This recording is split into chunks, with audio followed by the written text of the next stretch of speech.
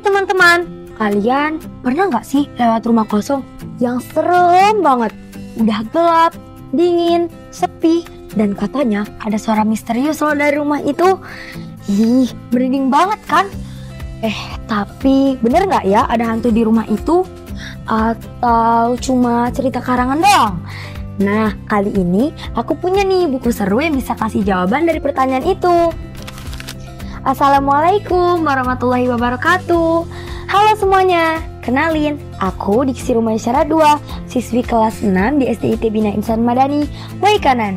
Hari ini aku mau cerita nih ke kalian tentang satu buku keren yang berjudul Suara Misterius dari Rumah Tua. Nah, kalau kalian penasaran seperti apa isi bukunya, yuk siap-siap ikut berpetualang bareng aku. Jadi, gini ceritanya. Ada seorang anak bernama Satya. Dia itu takut banget kalau jalan lewat rumah tua yang ada di ujung kompleks tempat tinggalnya.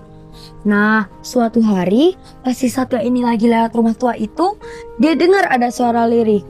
Mama, mama, tolong. Wah, begitu dengar suara itu, langsung kabur deh tuh si Satya.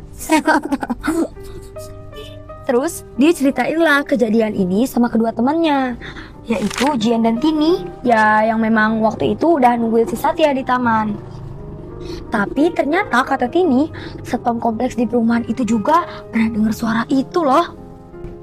Karena penasaran, akhirnya mereka bertiga sepakatlah buat nyelidiki rumah tua itu. Tapi waktu itu Tini ditugasin buat cari bantuan. Sementara Satya dan Jian lah yang akan masuk ke dalam rumah tua itu. Nah, setibanya di rumah itu, Satya dan Jian masuk lewat semak-semak. Dan pada waktu itu, tiba-tiba suara misterius itu terdengar lagi. Bahkan kali ini suaranya itu makin jelas. Disitulah Satya dan Jian ini makin deg-degan. Bahkan ya, Jian ya yang memang gak percaya sama hal gaib itu, sampai ikutan takut loh teman-teman. Cuma untungnya dia langsung bisa mengendalikan perasaannya. Jian pun meminta Satya untuk tenang dan kembali fokus pada misi mereka. Tapi setelah mereka selidiki, ternyata sumber suara itu bukan dari hantu, melainkan dari seekor burung kakak tua jambul kuning. Ya, kita semua pasti tahu lah ya kalau burung yang satu ini nih pinter banget menirukan suara manusia. Sayangnya burung itu terlihat kurus dan lusuh. Mungkin karena sudah lama terjebak di rumah tua itu. Kasian ya. Dan gak lama kemudian datanglah Tini, ayah Satya, Pak RT, dan juga polisi. Di situ mereka terkejut karena di rumah tua itu ternyata ada banyak banget satwa langka lainnya yang dilindungi. Tapi kalian tahu nggak? Ternyata pemilik rumah tua itu adalah seorang buronan yang baru saja ditangkap polisi. Dia dengan komplotannya diam-diam sudah memperjualbelikan satwa langka, dan satwa-satwa itu disembunyikan di rumah tua itu. Sampai akhirnya dengan pertolongan beberapa warga dan dokter hewan, semua satwa langka yang ada di rumah itu langsung dipindahkanlah ke tempat yang lebih aman. Beruntung sekali ya, karena berkat aksi Satya, Jian, dan Tini inilah akhirnya misteri ini terpecahkan. Suara menyeramkan yang sering bikin seisi kompleks itu ketakutan, ternyata cuma suara burung kakak tua yang sedang meniru. Ada-ada aja ya. Nah, kalau kita analisis, buku ini nih termasuk buku cerita fiksi anak. Dan unsur-unsur yang ada dalam cerita itu adalah tokoh. Tokoh yang terdapat dalam cerita ini adalah Satya, Jian, Tini, Mang Komang, Ayah, dan juga Pak RT. Latar tempat dalam cerita ini berupa rumah tua, taman, dan gudang. Latar waktu dalam cerita ini adalah sore hari.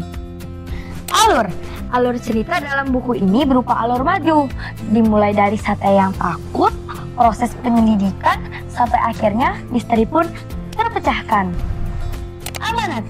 Nah, amanat yang disampaikan oleh cerita ini adalah kita harus berani mencari kebenaran, berpikir logis, dan sayang sama satwa langka. Dari cerita ini, kita bisa belajar untuk jangan gampang percaya dengan cerita horor tanpa bukti ya. Dan kita juga diajak untuk peduli pada satwa yang dilindungi.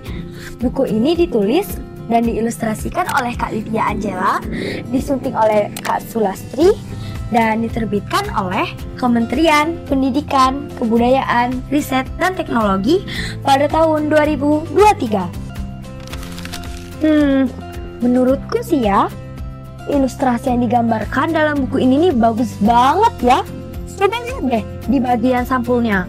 Di situ tampak pose 3 tokoh utama terlihat dominan. Judul yang ditulis dengan jelas mengundang tanya. Hal ini bikin orang yang melihat itu tuh jadi kayak penasaran gitu loh.